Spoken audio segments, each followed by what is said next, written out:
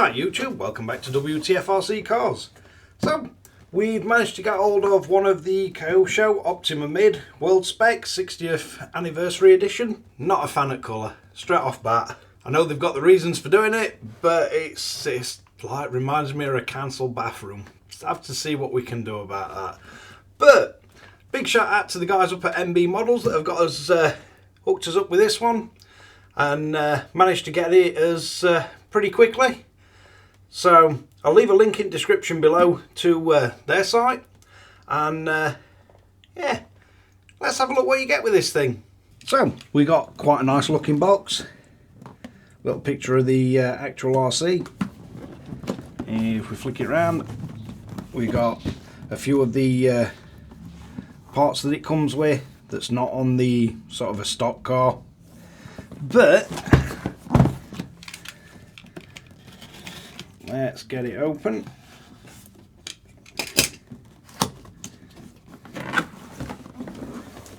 See what we get in box.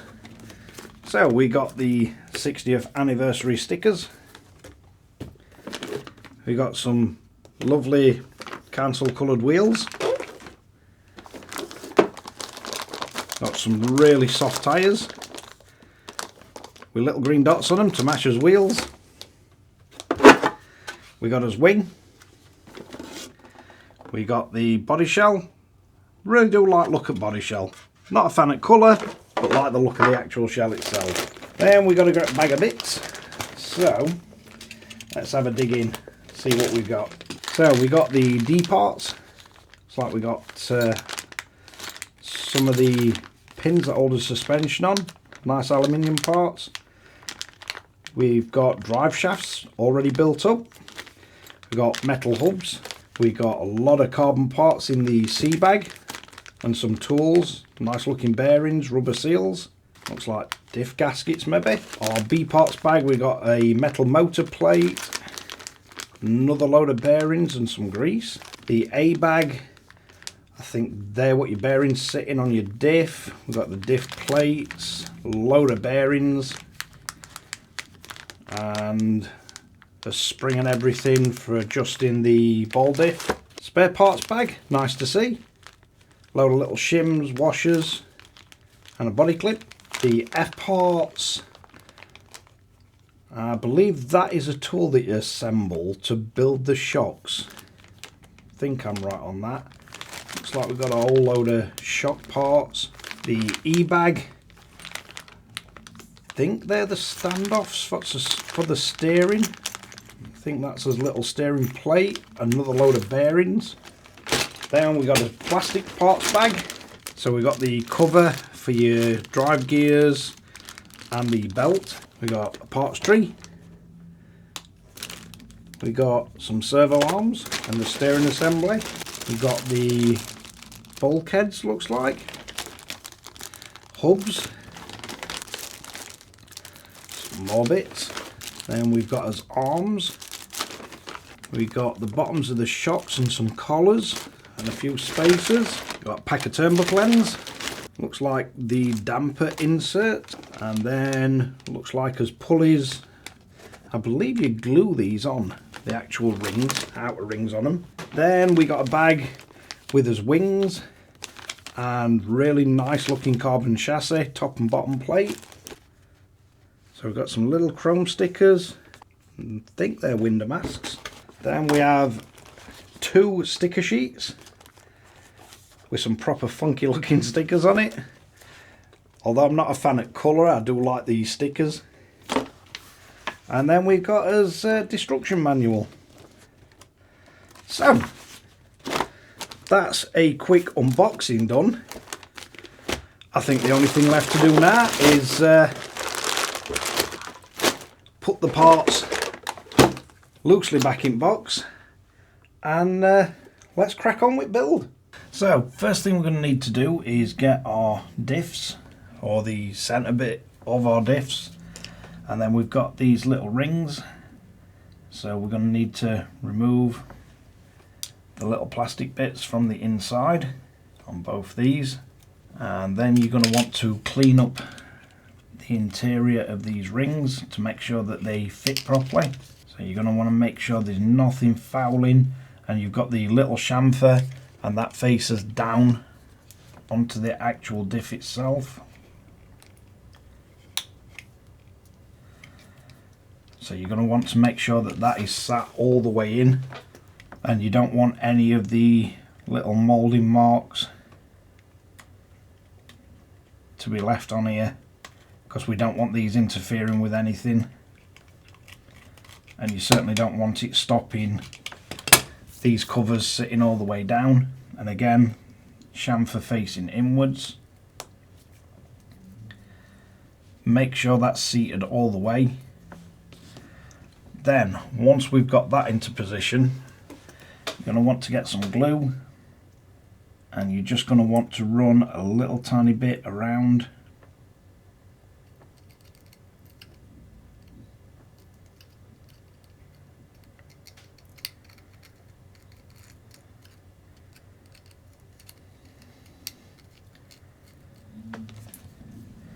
Just to make sure that these are sealed properly and glued into place.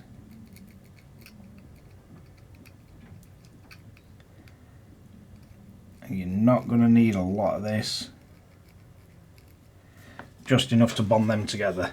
I do find it easier with one of these little ends for your glue, and with these, the metal ones, you can just apply a little bit of heat. You don't need to blow them out, just apply a little bit of heat with a cigarette lighter and it'll just burn the glue off. So they're always worth having in your collection, and definitely finding it easier with these magnetic parts trays. I've done a video on these, but especially for all these little bearings, just so much easier to keep them in one place. So we'll let these dry and then we'll continue with the rest of the build of the diff. Right, so first thing we're going to do is get a little bearing oil on its bearings. Then we're going to want to get our white grease, and we're going to get the diff halves, and we're going to put some grease onto these.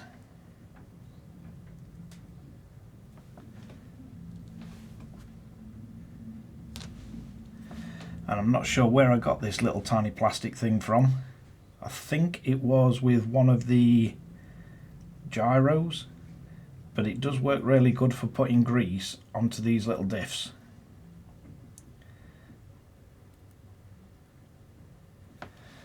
So once we've greased that up, we're going to get us pressure plates, and we're going to drop these into position. Then once we've got them on, we're going to get another bit of his grease,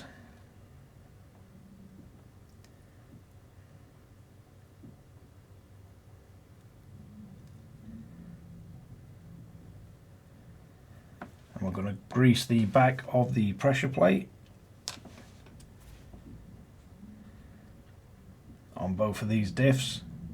And so far I'm not hating these instructions, they don't seem bad at all. But once we've got that in place, you've got a little bearing that we need to drop on.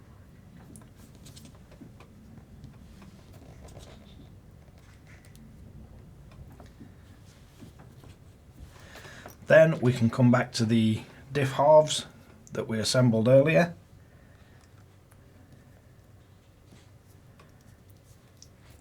And we should be able to get them to sit on top of us output shafts or outputs.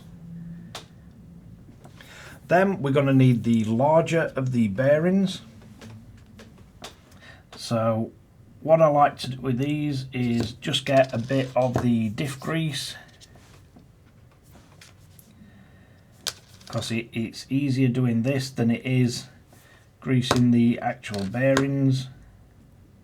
And if you can get a good bit of this grease to sit in the actual holes the bearings sit in, then we've got the lovely task of picking his bearings up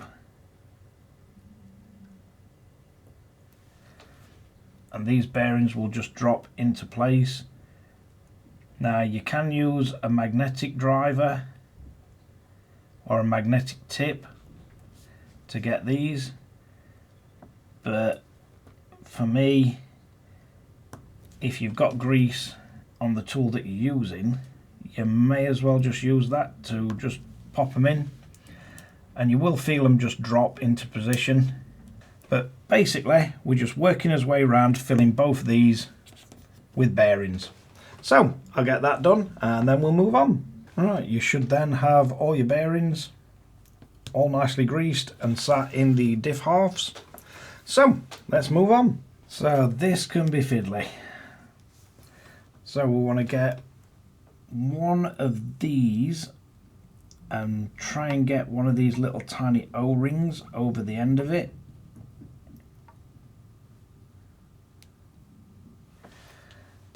You've just got to be a bit careful because they tend to be really sharp on the edges of these and it's easy to cut the O-ring. So just try and slide it over the non-sharp bits. But once we've got them on, we're then going to have to get one of these to make our thrust bearing, if you like. And on this one we're going to want the grease in the yellow tub, and it always gets a little bit messy this, so basically all I've found to do is get all these assembled by covering it in grease first and then try and stick your bearings to it.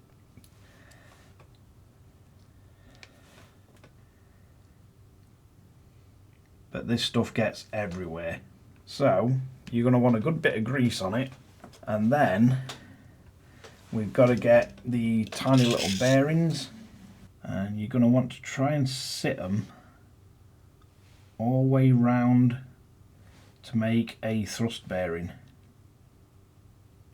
And it does take a little bit of patience because sometimes they can drop off.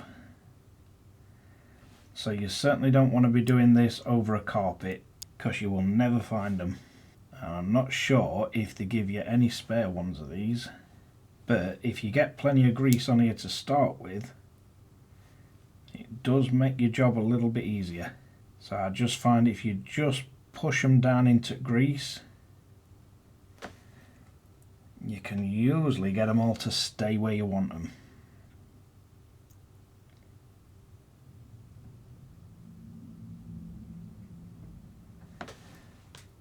And it doesn't seem such a daunting task. Then, because we got plenty of grease on there to start with, you should be fine to just drop your next bit on that makes the actual bearing, and it should leave you with a nicely assembled and not falling all over thrust bearing.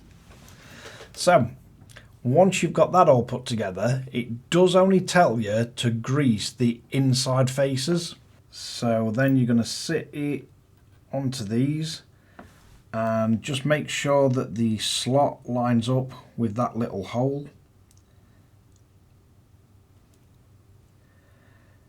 Because to tighten it up, we're going to drop the Allen key straight through there. And if you get enough grease in here, especially with them having the little O-ring, so you can line it up with your hole and then pull them straight through. Just be careful none of the little bearings fall out of that hole. Then we can clean off whatever tool you've been using to put your grease on, and we're going to have to grease up the top of these diff cup sides, or output sides if you like. And as diffs go, so far they've been quite enjoyable to build. A little bit fiddly with the bearings, but not by far not the worst diffs I've ever had to assemble. So once we get enough grease on there, we can then drop these on.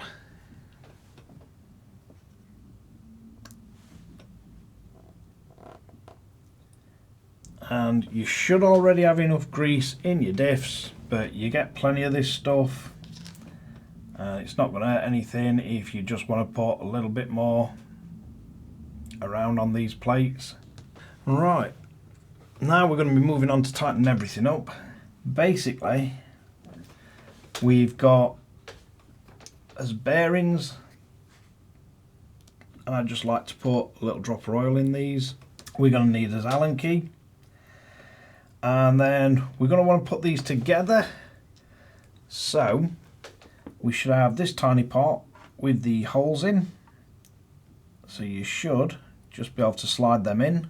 So you want the hole lining up through the middle, and just make sure you've got any of the sort of little moulding bits from the moulding tree removed.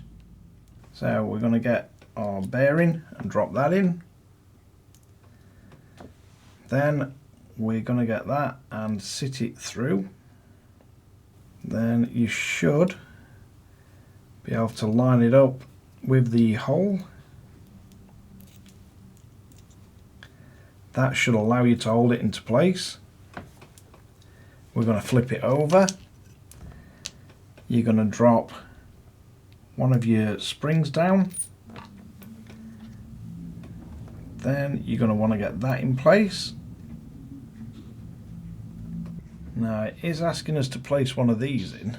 Then it says you put this in with the little protrusions facing down.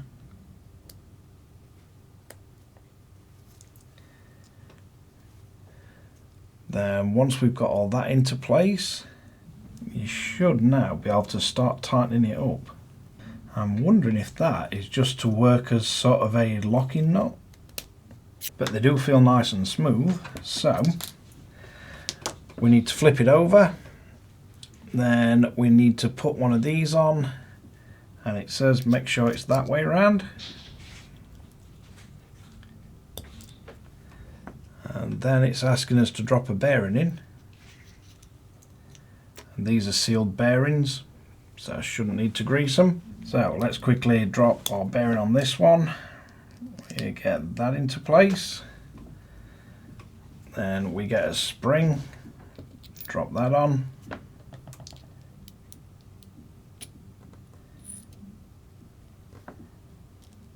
Get that into place. Get this with the protrusions facing the diff.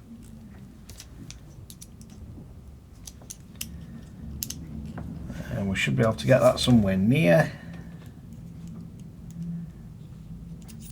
Drop that through, and let's see if we can start tightening this up. Yep, looks like that's got it. Right, then we need a bearing carrier.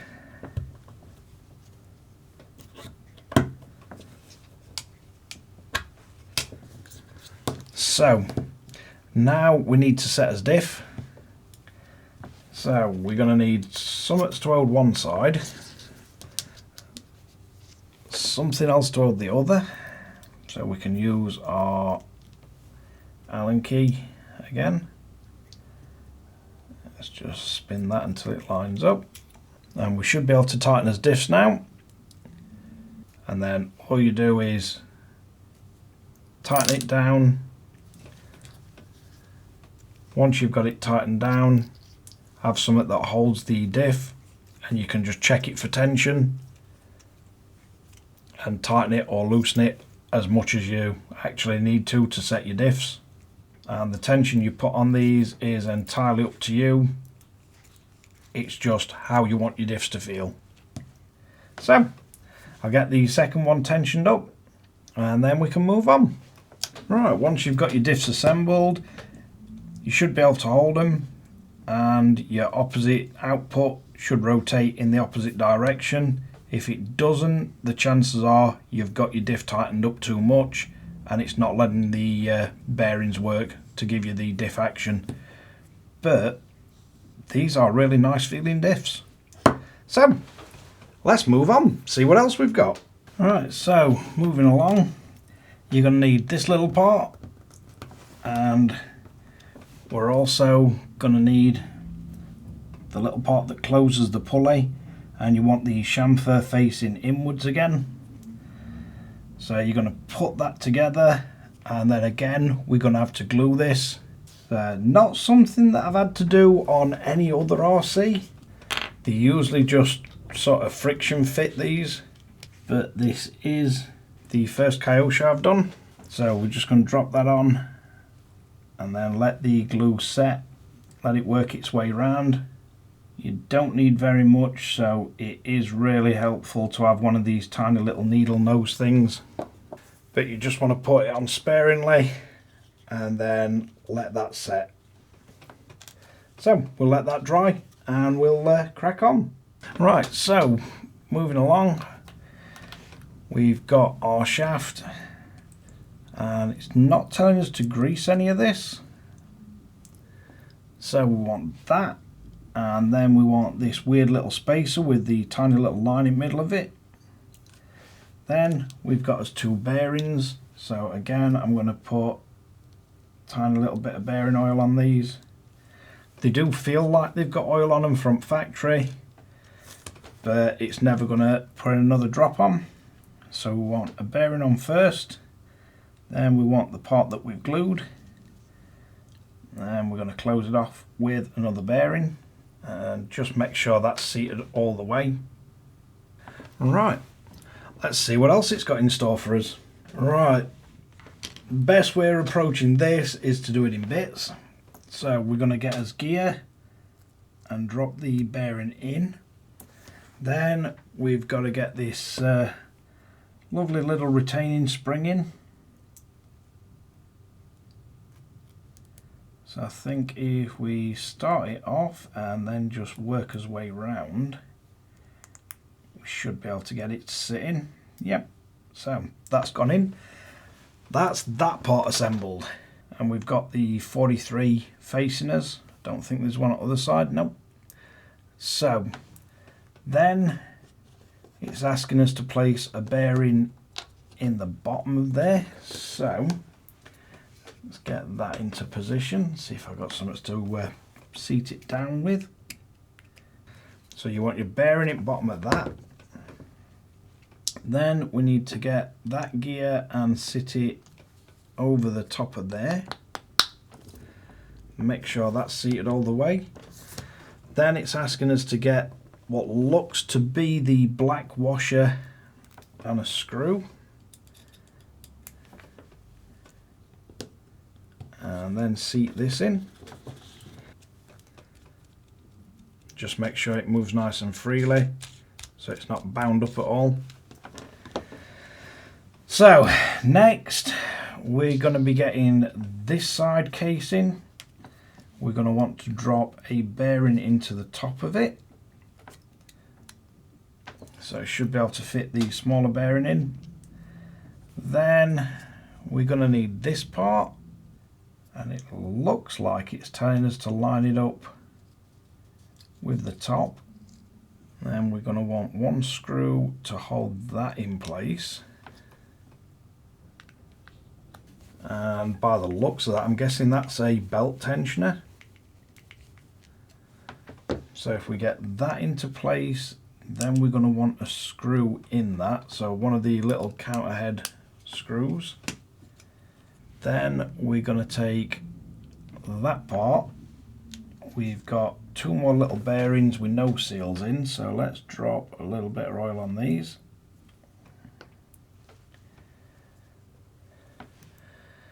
So these look like they're going to make us bearing roller. So we're going to put them into position on that. Then it looks like we've got that.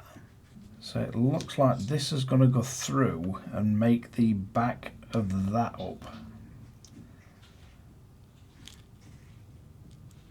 So you're going to have to screw your bearing roller into there. Yeah. So that should allow you to tighten it up. Then we're going to want a screw in the back of it to close it up. I can certainly see how this could be a bit of a head scratcher if you're not used to building RCs. But basically just make sure these bearings are nice and free, and I believe that is going to form how we tension the belt. But that's what you should be left with. You should have a bearing at bottom of there, as gear with a screw as little washer and the little retaining spring. Then on this side we should have as plate and a screw that closes the back of the tensioner.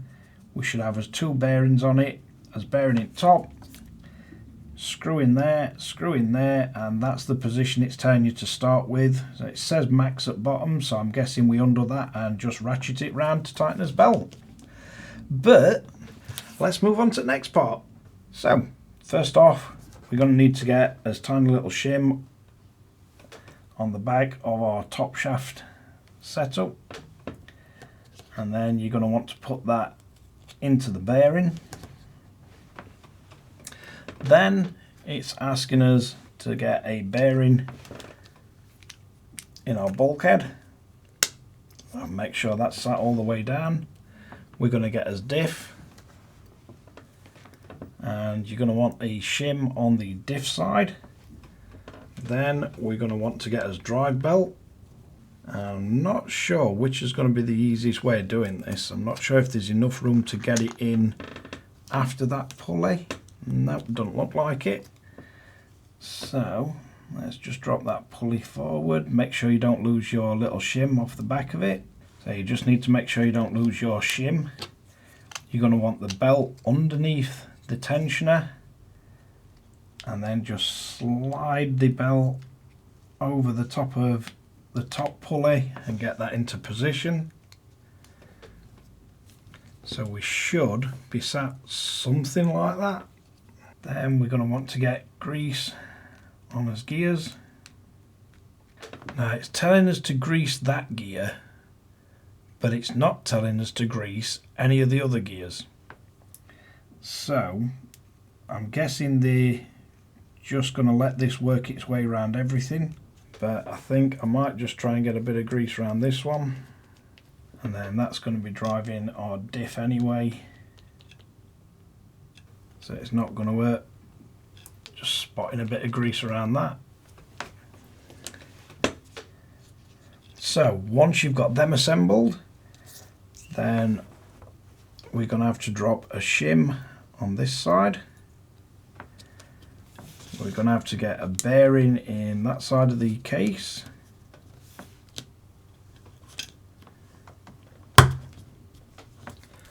Make sure it's sat all the way in. Make sure we don't trap us belt. And then we're going to have to line both them shafts up with the bearings.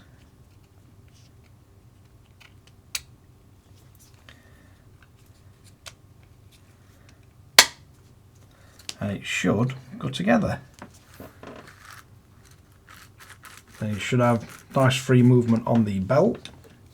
Then we're going to want to drop this over and try and work out where on earth it's telling us to put these screws. So with that faced that way, the only sensible place I can see for one of them screws is that hole, and then this one, I'm guessing it's the back one. Feels about right. Just be careful not to over tighten these, because this plastic does feel brittle. I don't fancy its chances if you go a bit crazy on that, but we have a nice feeling drivetrain so far, and should be a nicely operating diff. Right, let's see what else we've got. Right, so moving along, we're going to need to get our motor plate and the longer screws, and you're going to want a little bit of thread lock on the end of these. So probably better off popping them through first, and then just a little dab of thread lock. Then we're going to get our motor plate,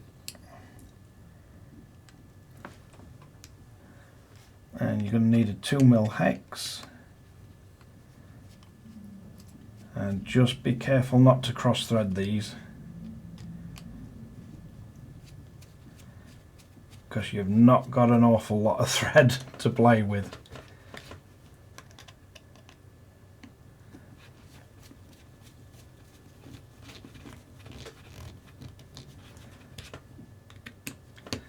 So on these, just remember we're using the thread lock to actually stop it coming undone. So you're not going to want to go crazy tight on this. And then the third screw drops through the bottom. I've already got thread lock on the end of this one. So what you can do, if you've got a bit of thread lock left, you can just drop a bit around edges just to help it a little bit. But that's what you're wanting. Your shorter screw in the bottom, longer 2 screws in the top, and that's what you should end up with. We've got a pretty much assembled rear end. Now they do optional bearings. I think they do carbide bearings, tungsten carbide, I think it is, and you can also get a different motor plate with heat fins on. But I just want to build this kit as it is. It seems really nice so far. So we've got quite a nice drive action. We can get to the belt tensioner. Shouldn't be too difficult to adjust the diff as well, if need be. Looks like you've still got access to lock the diff and then tighten it. But I think we'll leave it there, because this video is going to be long enough as it is. So let's wrap this one up.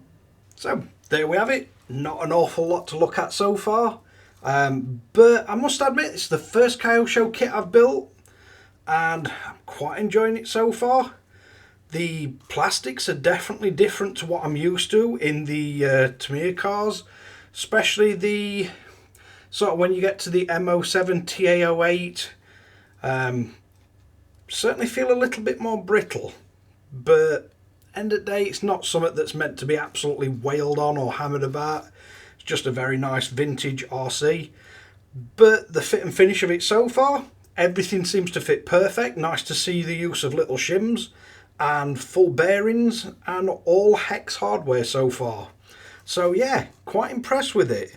The metal finish is nice. Not had any bits that are all scratched up. Nice to see that the top shaft, I believe that's 7075 aluminium, and I've always been a fan of ball diffs. I know some people don't like them, but when they set up right, they work really well. I know I've got the ball diff in the XT2 X-Ray, and that handles absolutely fantastic on track. And up to now, probably done quite a few runs with that, and I've not felt the need to have to rebuild the diff. The action's still fine, so especially on something like this where you're not running crazy powered motors, I don't think it's going to be an issue with the ball diffs. But that's enough ranting on. Let's get this one wrapped up. I'll try and keep these videos to a reasonable length so they're not too hard to watch. I certainly do think with this kit, it's probably on one of the sort of slightly more advanced levels. There's a bit more to it, and it's slightly more difficult to follow. Certainly not impossible, and if you have built other RCs so you kind of know how diffs go together and that, you'll not have an issue with it. But I like to do these build series because somebody could have bought this as the first RC. But thanks again for watching WTF Rc Cars. If you like this kind of content, don't forget to like and subscribe, hit the notification bell, share to friends and family, and catch you guys again in the next one.